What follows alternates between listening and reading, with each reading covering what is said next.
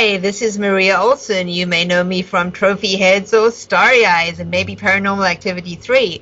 And I want to welcome you to Anthony T's Horror Show because it's an awesome show. Hi, my name is Jessica Cameron, and you're listening to Anthony T's Horror Show.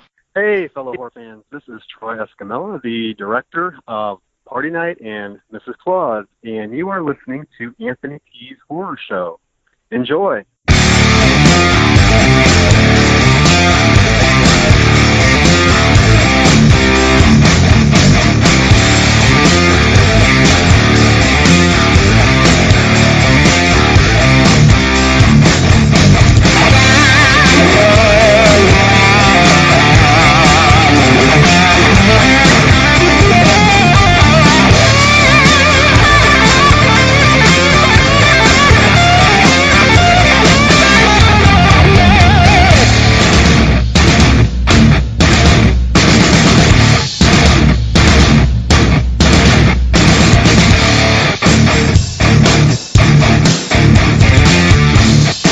Welcome to Anthony T's Horror Show. I'm Anthony T. In this edition, this is the second and final part of my Rock and Shock 2019 coverage. In this edition, you will hear the biggest blunder in the history of my podcast during my John Dugan interview. I'll explain more when I get to the interview segments. I'm also going to be talking to Bill Johnson from Texas Chainsaw Massacre 2 and Spencer Charnas, lead singer of Ice Nine Kills, as I talk to him about his band's latest album, The Silver Scream. It's a great show, but first my review of Rock and Shock 2019, which took place October 11th through the 13th at the DCU Center in Worcester, Massachusetts. Now, going into this show, I was hoping that this would definitely rebound after a very okay show last year, because I left last year wondering the future of the show, because really it was okay, but it just didn't feel like a Rock and Shock show. I was literally bored by the end of the third day and just wanted to get out of there. This year's Rock and Shock show is the best because I really had a very fun time there. Now, I got there Friday, met a couple people, started interviewing a couple of the vendors there. It was a very kind of quiet day, but then again, Fridays are always probably one of the quietest days of the three at any convention. But this show really did not get going till Saturday, and I really had a great time Saturday. Bruce Campbell was there, got to meet him. I also got to meet other people as well, including Adam Green, Ray Wise, Adriana King, and more, including a couple of celebs that I will also interview later on as well. But I have to admit, this was just great. It felt like it was a more lively show than the last couple of years I've been there. And I have to admit, it made the weekend go by so fast, as it was fun to be there. By the end of Sunday, I did not want to leave. And that is very rare, because usually when you get to like 4 or 5 o'clock, you're pretty much done with the convention. This is a kind I wish could have gone on in maybe a week, because there are a lot of fun things there, plus guests are nice. It's really one of the best conventions I've been to all year. Definitely can't not wait till next year, seriously, because I really think Rock and Shock is back. I hope they keep the level of guests that they had at this year's convention, because it will only make the show continue to grow. And that's what personally makes a great horror convention. A con that wants to grow. I want to thank Michael Walsh from Rock and Shock for letting me come by the whole weekend to bring you these interviews. I'll also have a couple of videos as well, as I shot a couple panels there as well. You'll get them probably most likely after this episode drops. So I'd be on the lookout for that.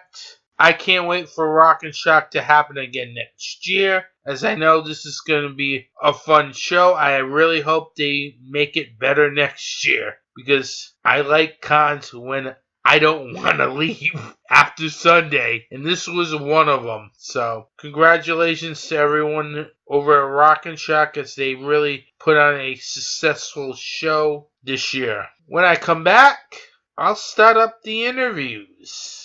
But remember, visit Anthony T's Horror Show on Facebook, as this month I am doing a charity drive for Scares That Care. Remember, if we raise $200, I'll look into booking a named guest for a future show. If we reach the $400 goal, well, I guess I'll have to watch the Child's Play reboot and review the Child's Play reboot on this podcast. Please, let's get to $400. So you can torture me or even surprise me with the recent Child's Play reboot.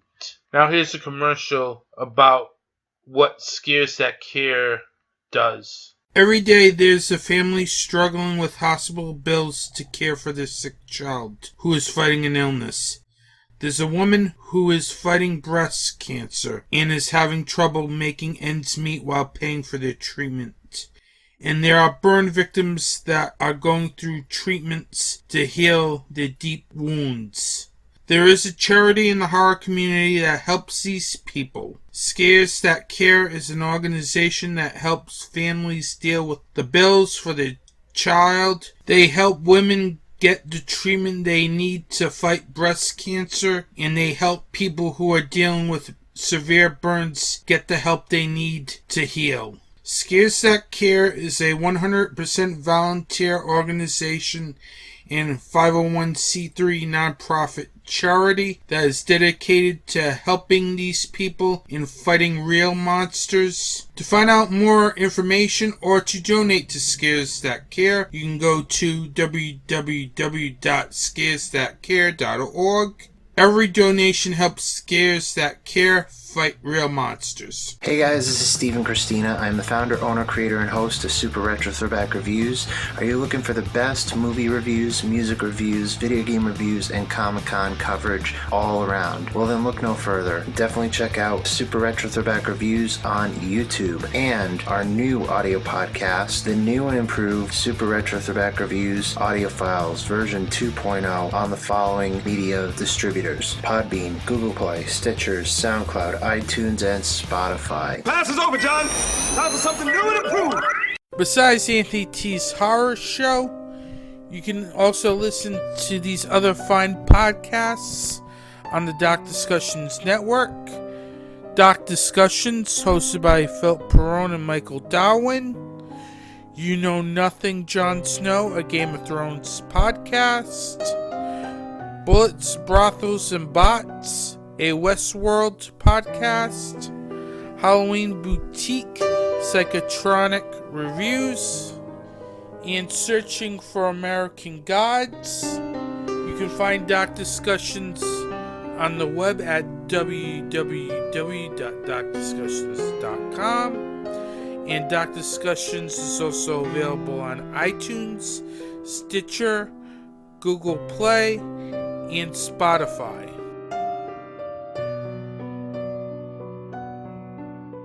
Welcome back to Anthony T's Horror Show. This is the second part of my Rock and Shock coverage.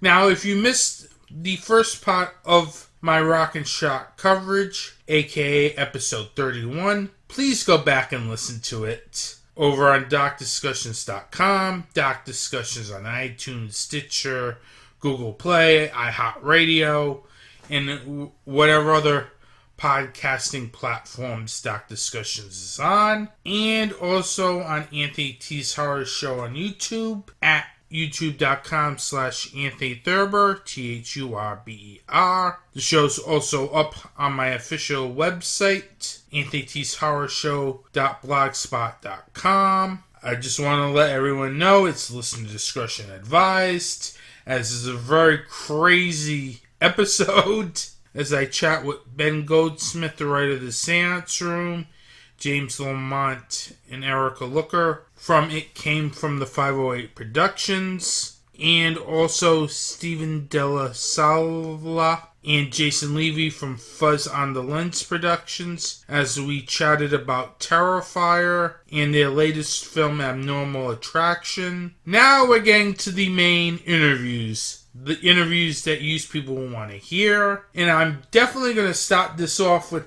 the biggest blunder in the history of this podcast. Well, I made a mistake when I interviewed John Dugan, and it's literally embarrassing, but also kind of funny too. Don't get me wrong, I had a very good time meeting and interviewing John Dugan, but sometimes you make mistakes, and yes, this is kind of a blunder on my part. I was just tired when prepping his interview and accidentally put the wrong name down for one of the questions in this interview. It is such a blunder that I am leading the segment off with it because I effed up. But still, it is still a good question, so I decided to keep it in the interview. It was a good interview, but something that will definitely make the blooper reel because yours truly messed up when prepping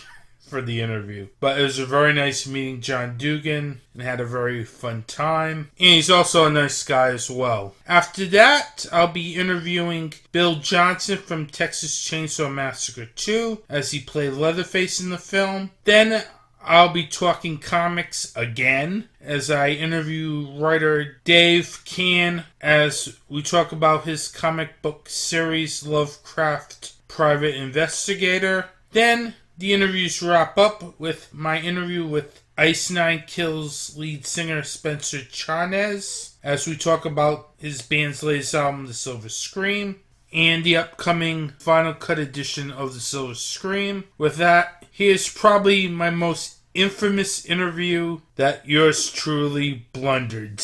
Here's my interview with John Dugan. I'm here with actor John Dugan, who is most notably known as Grandpa in the Texas Chainsaw Massacre, the original, not the reboot.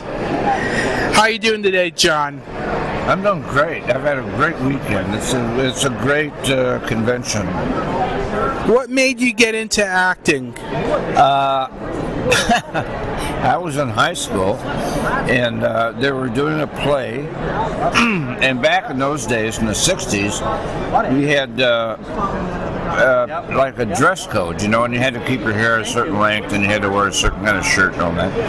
And they were doing a period piece, and the woman who was the drama coach and all that stuff, the drama teacher, put out the word is that if you got in this play, you didn't have to get your hair cut for like 2 months. And they had more boys show up for that audition than they ever had before.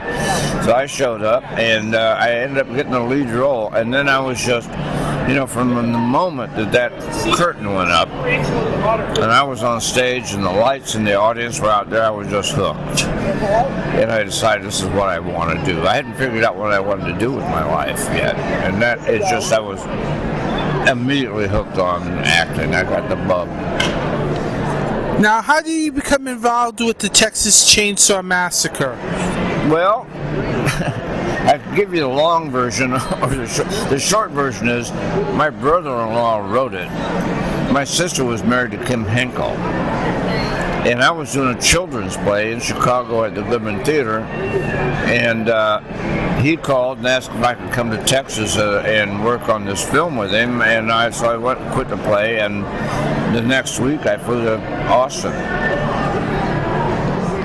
What was it like being under all that prosthetics for that character in the heat? Oh, it was terrible, absolutely terrible.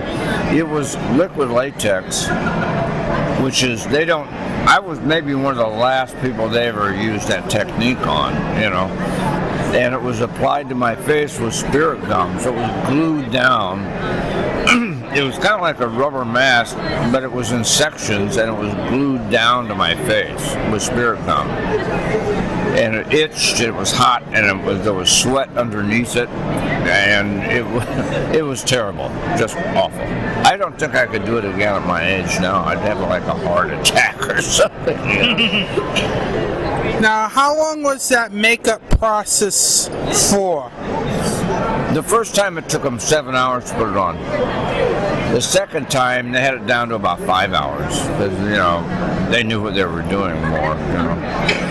But then you have to go to work for like 18 hours. So the second time, like 26 hours or something that we worked straight after I'd gotten makeup on. Spent 5 hours in makeup. So,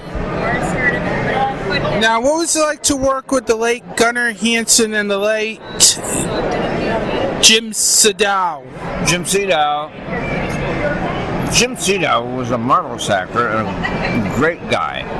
And he was when we were on the set, he was very serious. And between setups, he would be sitting with his script and a pencil making notes in the margins of the next scene we were getting ready to shoot, of what he may want to, how he wanted to act it. He was very, very focused.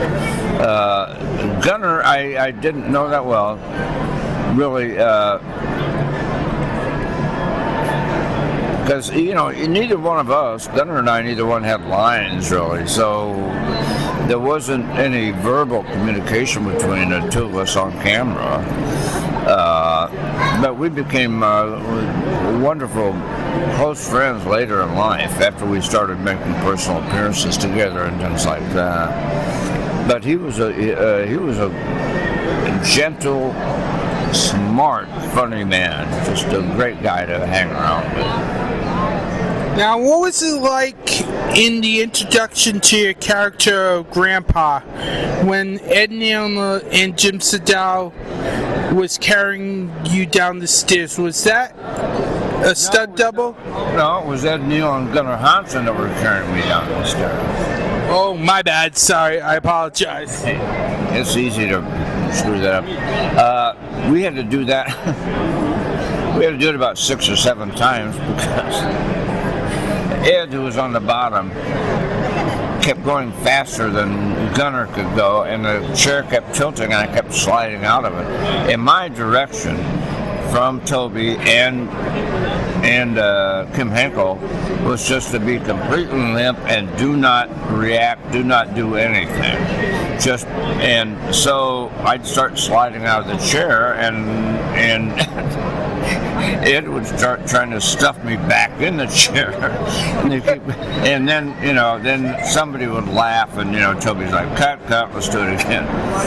So about the 4th or 5th time that we did it, Gunnar whispered in my ear before we went down the stairs, Dugan, if you don't stay in this chair, I'm gonna kill you. So I kind of made sure I didn't slide out of the chair that time. And finally got the tape. But it took us a long time. I'm assuming that was the most difficult scene you filmed in the film. No, the most difficult scene was actually the whole hammer, hitting Meryl in the head with the hammer. Or trying to hit Meryl in the head with the hammer. It was really difficult. And we had to do it over and over and over and over again because until Toby got a take they liked, So that was probably the hardest scene to do. Now, what was it like working with the late Marilyn Burns? Oh, Marilyn was marvelous, and she was such a professional and such a trooper. She'd do whatever it took. More than it took. She was horribly abused. All of us were. Had there been a union rep there or something, they would have shut us down. It just because they just. The film demanded so much of the actors. We didn't have body doubles or stuntmen or anything like that. We did everything ourselves. Excuse me. And Marilyn, I'm not going to say she didn't complain, but she complained very little, about what she had. And she never said no. She never said, no, I won't do that. That's why I think why she's one of the most iconic horror actresses out there. back in the 70s and 80s. No, absolutely. She was an inspiration to a lot of young actresses, who got into the horror film industry, She was like the matriarch of Scream Queens, And,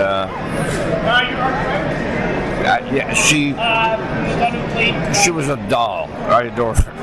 And she was a good friend of mine. And I miss her every time I come to a convention and she's not here, I miss her. I miss Gunnar terribly. What was your favorite moment working on that film? When I was done. I don't blame you. Maybe a year later when I got a paycheck. Are you surprised the Texas Chainsaw Massacre is still living on today, the original? Well, I'm not surprised now, but because I've kind of gotten used to it. But 15 years ago, I was shocked that people would come out and pay money to come out and see me. I was like, me? Why would anybody pay money to come into a place and talk to me? But now that I understand the attraction of it and how it influenced so many people, now I understand. And we have I have a new fan born every day. So, and this is my retirement. I'm pushing 70 years old and I'm still making money off that film. So. Also, what are some of your upcoming projects? Rock, Paper, Scissors was just released in July. I play Uncle Charles in that. Written by Carrie Fleming and Victor Brooke Miller, who wrote the original Friday the 13th, directed by Tom Holland, with me in it. Mike Madsen, Tatum O'Neill, Maureen McCormick. And just this week we released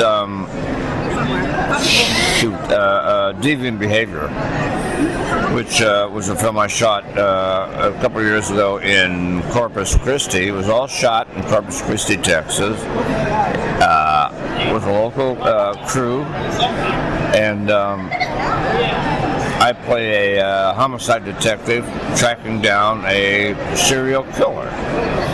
So different kind of role compared to a little bit different, yeah. Well, I want to thank you for coming on to my podcast. Have a good day, John. Thanks for talking to me. I appreciate it. You're welcome. Have a safe travels home. Oh, I will. I'm here with Bill Johnson. You may know him as Leatherface. How you doing today, Bill? Well, thank you, and good to see you today, Anthony. Same here. First question, how did you get into acting? In high school, I took a speech class and found out that I had some talent and I liked what I was doing, so that's where it started. Now, how did you get the role of Leatherface?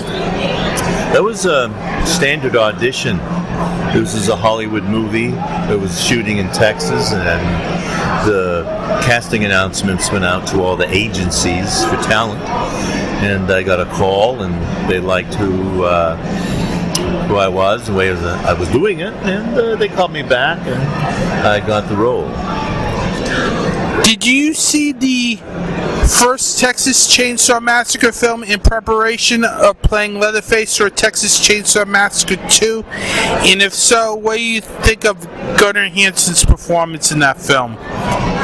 Yes, I did see the first Texas Chainsaw Massacre the night before I went to my audition.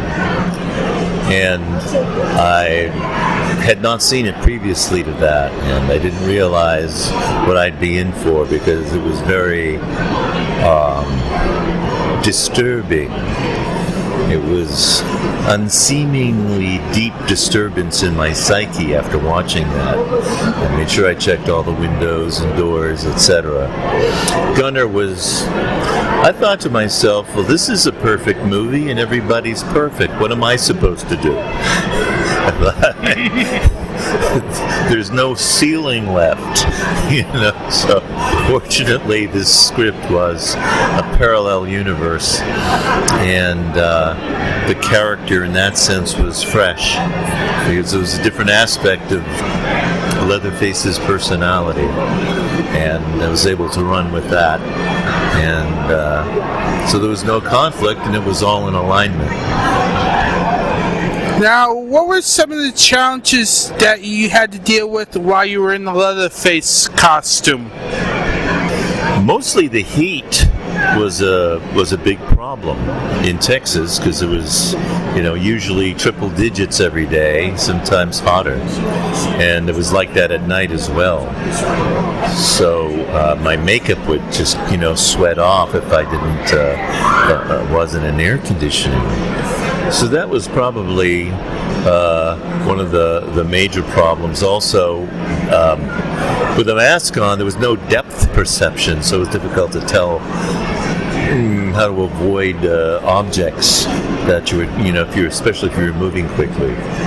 Now, you have a lot of screen time with Bill Moseley and Caroline Williams in the film. What was it like working with each of them? Both of them were a lot of fun to work with. Bill was like, went into supercharged mode from day one. Everybody got sick except him and Caroline. Caroline was delightful to work with. That the scene in the radio station at the ice tub, very tricky scene, and a lot of times that was a sort of a marriage proposal love scene from the point of view of Leatherface. And any love scene really depends on the woman.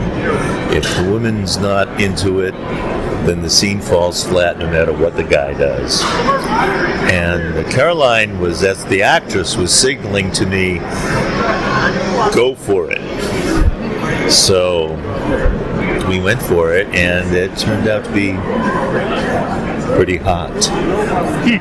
What are your thoughts on the film as you look back on it, and are you surprised that the film has a following still today? Looking back on that movie, certainly it personally brings back a lot of memories. However, I'm also marveling at the difference of opinion, the public opinion of that movie when it first came out and today. When it first came out, the critics hated it, it was a slasher movie, too violent, yada yada yada. And now today, it's like a popcorn feature. It's a popcorn movie. It's a lot of fun, and you just kind of loop it, keep it running and over again, because it always sees something new. Like the camera moves, they're brilliant camera moves. They're complex, but they're so subtle you don't notice them because they blend in so beautifully to the idea of the film, the overall motif that Toby was working with, and Richard Curtis, the cinematographer, interfaced with that design idea, and I thought it worked perfectly. Now, do you have any upcoming films in the works? Thank you. They're Scared to Death. Director is Chaz. Sorry, I'm spacing his name on it. Just call him Chaz. Scared to Death, an indie movie out of Minneapolis area, and Chaz DeMoss. That's it, Chaz DeMoss. And so Scared to Death is a strange little film. I think it's being distributed now. On the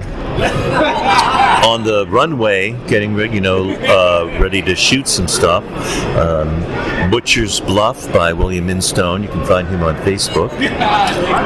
Butcher's Bluff, and Billy plays the Hog Man as well as the director. Also, here in this area in Massachusetts, Kevin McDonald is working on a sequel to Beg. It's called Beg 2. And I'm lined up to be in that when that gets up and running. So those are things that are in the works. Where can they find you on the web and social media? Thank you. I have a website, leatherface2.com, the number 2 Leatherface and then the number 2.com. And also I'm on Facebook as Bill Johnson, Leatherface 2. Well, thank you, Bill Johnson, for coming on to my podcast. Have a good day and enjoy the rest of the convention. Thank you very much, Anthony, and a big shout out to all the fans. Without you, we're at home waiting for the phone to ring. Yeah. Thank you. You're welcome. Have a good day. Thanks, Anthony. I'm here with Dave Kann, writer of the comic book series Lovecraft P.I. Paranormal Investigator. He currently has 2 books out, A Shot in the Dark and The Curious Case of Reanimator. How you doing today, David? Good. How you doing tonight? Good. What drew you into the world of horror comics? Horror comics, well, I just thought a lot of fun to create, and I think you have a wide variety of things that you could do with it, going from horror into supernatural, paranormal, all sorts of stuff, so I think it's a nice wide genre. How did the idea of Lovecraft P.I. Paranormal Investigations come about? Back in 2010, a buddy of mine and myself were looking at the possibility of coming up with a screenplay, and we were looking into Lovecraft, and since he just became public domain back in 2010, we decided, why not take Lovecraft and make him a paranormal investigator, except our character's Ward Lovecraft, who went into the military and became a doctor, and also got recruited by the Miskatonic Supernatural Detective Agency. And so from there we built upon him as a paranormal investigator in the world of the Cthulhu mythos, as well as the rest of Lovecraft's stories, which all take place from the 1920s to the 1930s. Now, the series is influenced by the works of H.P. Lovecraft. What drew you to the works of H.P. Lovecraft? My first introduction was back about 1985 when I saw Reanimator for the first time, and that got me interested into following up and reading more about H.P.'s life. And then through the years, I've just been studying him, his personal life as well as his work. Tell everyone about your first book in the Lovecraft P.I. series, A Shot in the Dark. Sure, the first book, Shot in the Dark, takes place in 1937 Innsmouth, and our character, Ward Lovecraft, goes to Innsmouth to investigate a murder, as well as the missing Necronomicon from the Innsmouth Supernatural Museum. And so from there, he comes across a series of families that are basically trying to one-up each other about obtaining the Necronomicon for their own nefarious works. What made you want to mix the works of H.P. Lovecraft with old-school detective comics? Well, I feel a lot of H.P. Lovecraft stuff has a little bit of that in it, and I'm a huge fan of mystery writing, and I think that, taking the mystery detective and adding in the paranormal aspect as well as the cosmic entities is a lot of fun for a detective to kind of follow, and it's pretty different than the stuff that we see even now. Were there any mystery detectives that you liked personally to add to the H.P. Lovecraft character in your novels? Yeah, the biggest influence for us was Dashiell Hammett. We read a lot of his work, and as well as his personal life as well, so we incorporate a lot of his influences into the detective of Ward Lovecraft.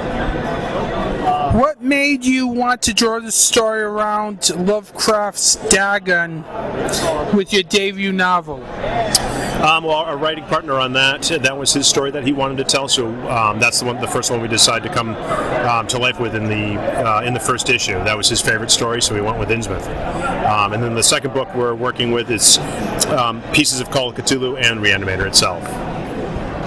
I noticed in the artwork in the graphic novel there's more of a grayscale artwork. Why did you go with an artist did grayscale instead of a colored artist for your novel? Oh, okay, yeah, good question. Yeah, so what we do for each volume is we try to give it its own flavor of color palette. So, like in the second book, I wanted to go with more of a Don Bluth, late 70s, early 80s, Disney kind of feel with those deep colors that they used in The Rescuers and 101 Dalmatians and such. With Shot in the Dark, we wanted to go with that more of since it was a mysterious, with the mysterious Innsmouth, we always felt it was kind of that grayish sepia tone kind of place, so it just kind of worked and lent itself into that category. Yeah, and it also really, I think, added to the vibe of the comic. Yeah, no, 100%. I think that kind of lends itself, for that story. So each book we do will be slightly varied in its style of color palette. Now, you recently released a second H.P. Lovecraft P.I. graphic novel called The Curious Case of Reanimator. Tell me about that book. Sure. The Curious Case takes place in 1932 Louisiana, and what I wanted to do is take the portion of the Detective LeGrasse story, which is down in Louisiana, and explore that a little bit more, and mash that up with portions of Reanimator. It's the Reanimator story itself. And for us, or for myself anyways, what I wanted to tell was the relationship between Herbert West and our character Ward Lovecraft. That the way we created it is that they both started out as friends in high school, and then they became really close friends and ended up going to college together at Arkham. And due to some nefarious circumstances they both associated themselves with, they got kicked out of school, or actually the option was given to them to either go to jail or go to sign up to go to World War I, which they did. And their friendship ends up causing a schism at that point, and Curious Case of Reanimator picks up about 15 years after that. So this is the first time we actually see these two men back together again. And I wanted also to have that old take of the Jimmy Cagney movie Angels with Dirty Faces. You get the good guy, the bad guy, but they're old school friends. So we're now seeing kind of how the history of them and their past has come up with them in the present and how they get along with each other. Now, you mentioned earlier that you like Herbert West a lot. Why do you like Herbert West? Well, I'm a big fan of Frankenstein, and I know H.P. Lovecraft was a big fan of Frankenstein, Mary Shelley's work. So because of that, I just love the aspect of Herbert West and what he's able to do. And rereading the Reanimator story, I felt that there's a lot of nice little bits in there that never really were explored in the movie itself, and some of the other work that I've seen online and purchased. So I wanted to kind of explore the mad scientist approach of it, since that's some of my favorite work. Will there be more novels in the Lovecraft P.I. series? Yes, I have about 11 books outlined right now. I'm working on the third volume, I should say, which is called The Wilcox Experiment. And then we have the fourth book will be called Lovecraft P.I. The 20,000 Fathoms to Aryeh. So that will close out that little arc of a series, and then we'll keep going from there. Any timetable when either of those novels will be out? We do everything in-house. We're a little independent company, so it takes us about a year to get everything done. We're trying to shrink that line, so we'll see how the third book goes, but if we can get it under a year, we'll be really happy. Now, where they can find Lovecraft P.I. books in stores? At the moment, we don't have it. We only have the books in a few comic stores in the East Coast. Primarily, you can get them online at lovecraftpi.com. Where can they find the latest information on Lovecraft P.I. Paranormal Investigator? Well, we're also on social media as well, so you can check out our Facebook at Lovecraft Paranormal Detective, Lovecraft P.I. Instagram, as well as Twitter, and again at lovecraftpi.com. Dave, I want to thank you for coming on to my program. Have a good day and enjoy the rest of the convention. Thank you so much, Anthony, for giving me the opportunity. You're welcome. I'm here with Spencer Charnas, lead singer of the band Ice Nine Kills, and part of the great video series The Silver Scream, which is also Ice Nine Kills' latest album. How are you doing today, Spencer? I'm doing great. Excited to be back at Rock and Shock. Best year ever. Oh yeah, it has been the best year ever. I've been coming for a couple years. Pretty much this has been the best year in turnout in a while. I agree. A lot of people here this year. How do you get your start in music? I started the band back in high school as a cover band, mainly in the punk ska world of like Goldfinger, Real Big Fish, Less Than Jake, and then just kept at it for years. Now, how do you come up with the name Ice Nine Kills? Ice Nine is a reference to a Kurt Vonnegut book called Cat's Cradle, where the deadly substance that kills the entire world is called Ice Nine. Like a drug, pretty much. It's a isotope that basically has the ability to freeze over any body of water. So if you put it in the ocean, all the oceans that were connected would freeze over and kill the world.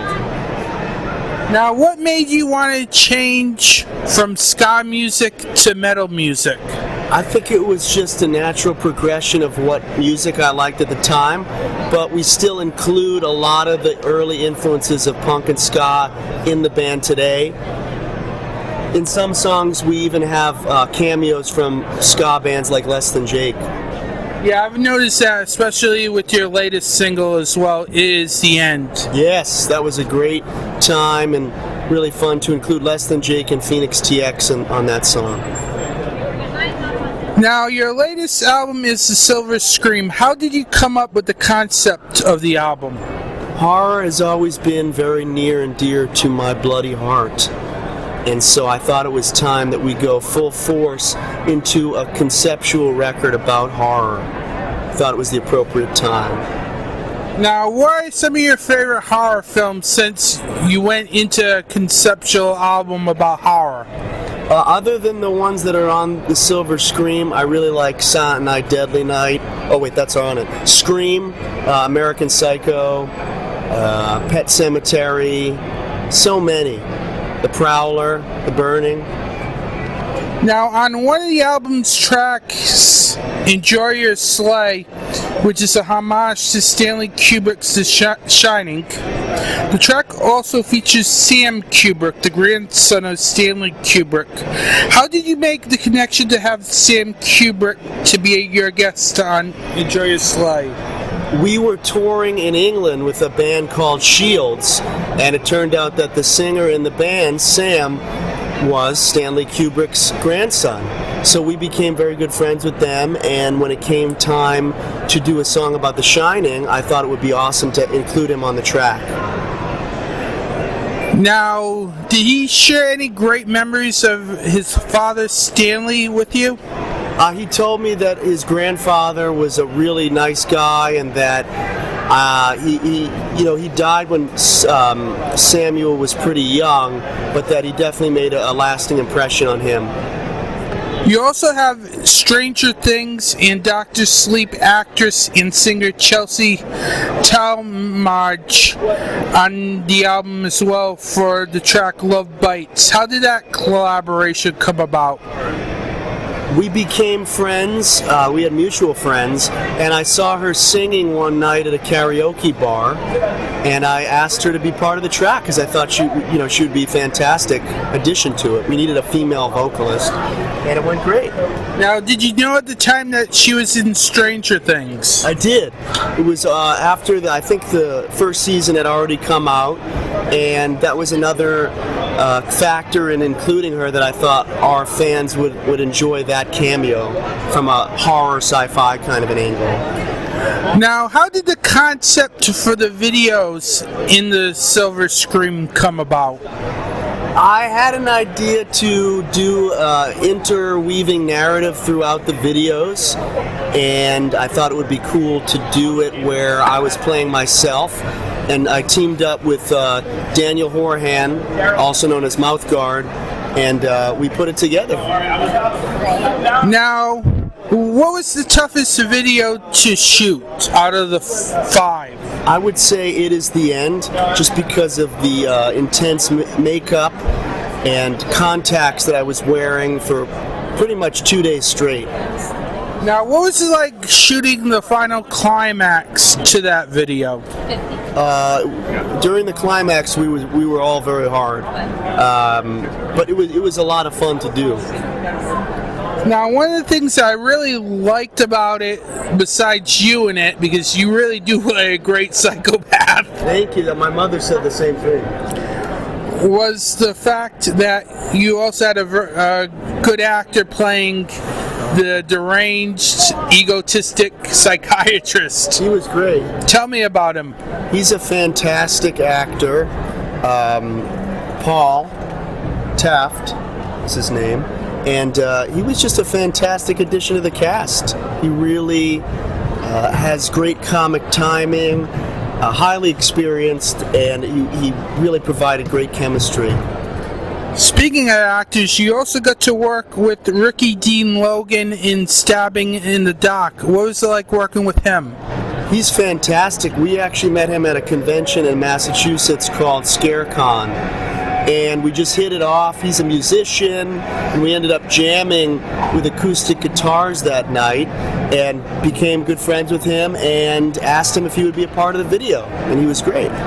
Now, how did you approach your role in those videos? I definitely feel like I was influenced a little bit by Christian Bale's performance in American Psycho and Skeet Ulrich's performance in Scream.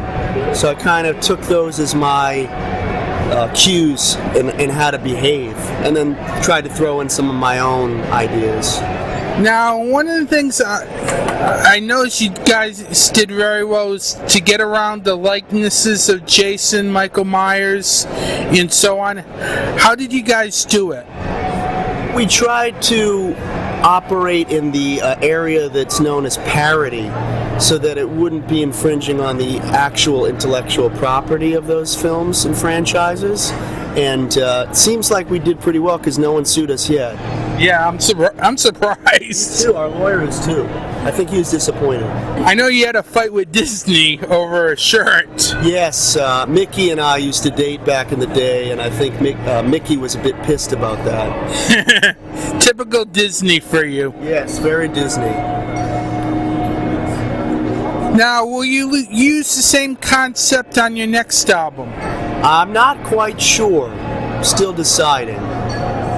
Now you're coming out with a final cut version of the Silver Scream. What can everyone expect on that final cut edition besides the regular tracks from the Silver Scream? So we've got 4 acoustic versions of the songs, and we've got some really great guests on 2 of them. On Stabbing in the Dark, we have Matt Heafy from Trivium doing vocals. And on Thank God It's Friday, which is based on Friday the 13th, we have the original Jason, Ari Lehman, who portrayed the young Jason in the first film when he jumps out of the water. First Jason. Yeah, first Jason. Yeah, so he sings on the track. We have a cover of Michael Jackson's Thriller, and a new song about Scream called Your Number's Up.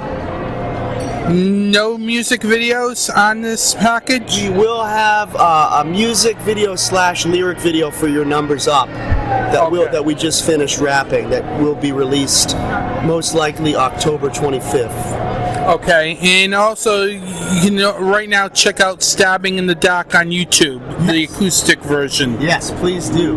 Now, what was it like just doing this like retro 60s, 70s thing with that acoustic version? I thought it would be really creepy and something a bit different. I sort of gave them the idea that I liked Soundgarden's Black Hole Sun and how kind of retro and creepy and almost Tim Burton that video was as the reference.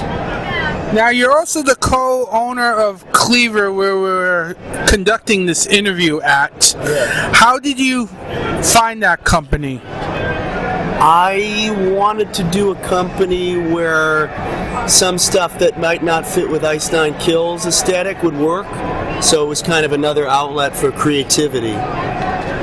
Now, what made you want to get into that business, besides the creativity? I always liked bands that had their own clothing lines, like Blink-182 back in the day had Atticus and Famous Stars and Straps. Just seemed like a natural thing to do. Now, finally, where can they find all the information on Ice 9 Kills and Cleaver? For Ice 9 Kills, I would recommend ice9kills.com or follow our Instagram. And for Cleaver, salem666.com. Well, thank you, Spencer, for coming on to my podcast. Have a good day and enjoy the rest of the convention. Thank you very much for having me. Appreciate it. You're welcome. Have a podcast that you want to promote? Well, if you're interested in swapping commercials, you can promote your show here on Anthony T's Horror Show, and in return, I will promote your commercial on my show as well. For more information, contact me at anthonytshorrorshow@gmail.com.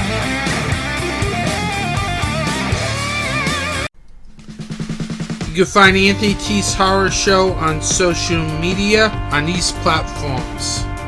Facebook at facebook.com/Anthony T's Horror Show. Twitter at www.twitter.com/Anthony T's Horror. On Instagram at www.instagram.com/Anthony T's Horror Show. On YouTube at www.youtube.com/Anthony Thurber. And you can find Anthony T's Horror Show on the web as well at anthonytshorrorshow.blogspot.com. And you can also find Doc Discussions at www.docdiscussions.com. Welcome back. I want to again acknowledge my special thanks to Michael Walsh and everyone at Rock and Shock for letting me get interviews during their convention. I had a very fun time, and I cannot wait to be back next year. But now here's my film recommendation for this episode.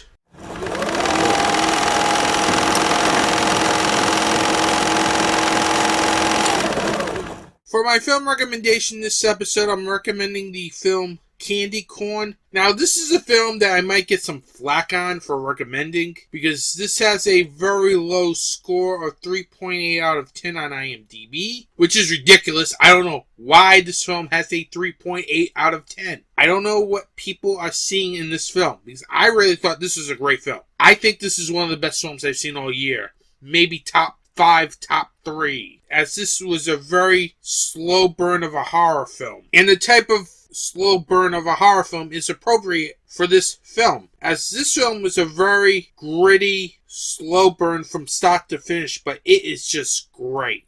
I had a great time watching this film. One of the reasons why this film does so well with me is because of the way that Josh Hasty directs and writes a screenplay for this film. He's most notably known for the 31 documentary In Hell Everyone Loves Popcorn. In this film, he does a very good job with his direction. I like how this film had a very gory feel to it, as this had more of a 70s type horror vibe, where everything moved at a really slow pace, but it was definitely warranted, especially with the way that the aftermaths of the death scenes are filmed, with Courtney Gaines' character discovering the bodies. It's just filmed perfectly and grimly dark, which really makes this film different from most slasher horror films. He really does a good job making sure that the vibe of the film has this creepy and grim tone throughout. It really made this a very entertaining film for me, and it felt like an old school horror film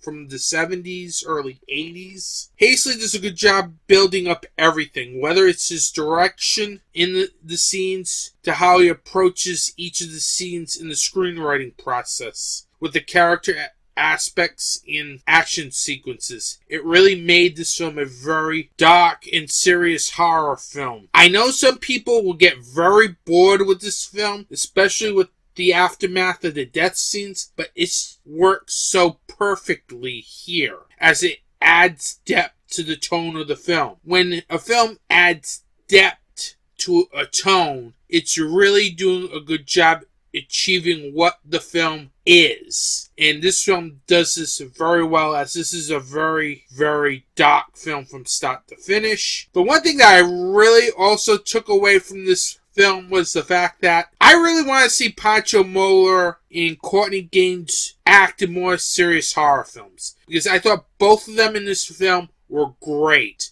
especially Pancho Moller, who seems to be on a roll lately with this film and Rob Zombie's 3 from Hell. Both of these actors do a very good job making sure their characters fit the tone of the film while also making them interesting. It's just the way they deliver their lines is what helps keep the film interesting and get you into the characters. Especially some of the best scenes in the film with Moller and Gaines together, as both of them really do a great job in this film. I would love to see both of them in more serious horror films in the future. And another thing that I really liked about this film is it didn't feel like your typical horror convention film where you grab 3 or 4 names from the past and put them in your film just to sell your film. This did not feel that way. This film also has, besides Pancho Moller and Courtney Gaines, Tony Todd and PJ Souls. And they both didn't feel like they were just there to cash a paycheck or be a part of a convention-type horror film, as they really both did a great job in really playing their supporting characters very well. It's really a testament to Josh Hasty's direction that really makes Candy Corn a very good film, and I cannot be amiss without mentioning the great score this film has. This film has a 70s, 80s-like score from start to finish. It was very eerie, which is really what you want in a horror film. And the score here was just great, which was done by Michael Brooker and Josh Hasty himself, as he also does the score besides directing and writing this film. This is just a great film. People should check this film out. If you're really into 70s horror or early 80s horror, right before all the craziness of the 80s, then you really should check out Candy Corn. It is a great film. It's definitely a film that should find an audience, I hope, when this gets to Netflix, because this is a film that I honestly believe is a very good horror film that people, for some weird reason, isn't getting behind on. Because I'd rather see these types of horror films than some of the cookie-cutter films put out by some of the major studios. I highly recommend you rent Candy Corn on VOD or pick up the Blu-ray over at Epic Pictures' official website. Candy Corn is a very grim and creepy horror film from start to finish that never lets you go. And that's why Candy Corn is my film recommendation for this episode.